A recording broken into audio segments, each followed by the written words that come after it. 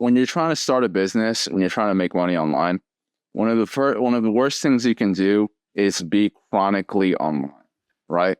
And a lot of guys tell you, oh, it's about internet money. Oh, just make money on the internet. Yeah, you should make money on the internet.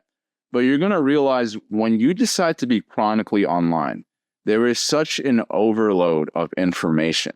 And I noticed something with guys that are chronically online. They all tend to be miserable because there is such an overload of information where you're getting ideas to start a social media marketing business, where you're getting ideas to do drop shipping.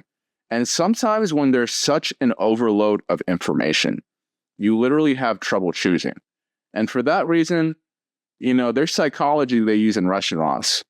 When they're trying to make you pick a drink size, they only use 3 sizes. When they're putting flavors on the menu, they only put like 5 to 10 flavors. They don't put 50. And it's not because they can't. They can put 50 flavors, but they choose not to.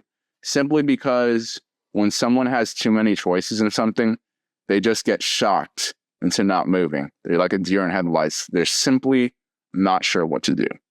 So if you take away all those choices and you leave a person with only a few choices, it literally actually benefits them in a way, right? Now, this applies to a lot of things, but it especially applies to making businesses and making money, right? Because when someone starts a business and they don't see immediate results, or when someone starts a personal brand and they don't see immediate results, they're going to think, okay, something's wrong here.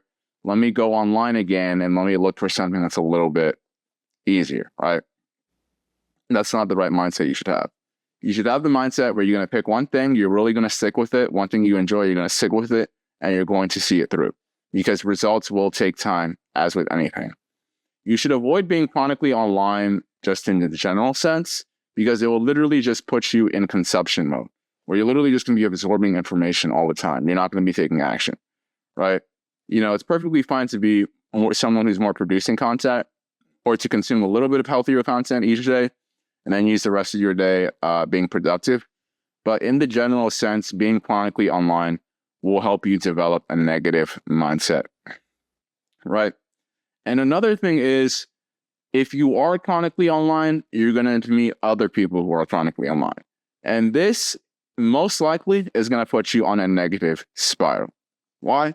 Because most people who are chronically online tend to be miserable, right? They've done studies where they say that people who tend to be chronically online, they tend to not have a healthy social life in person.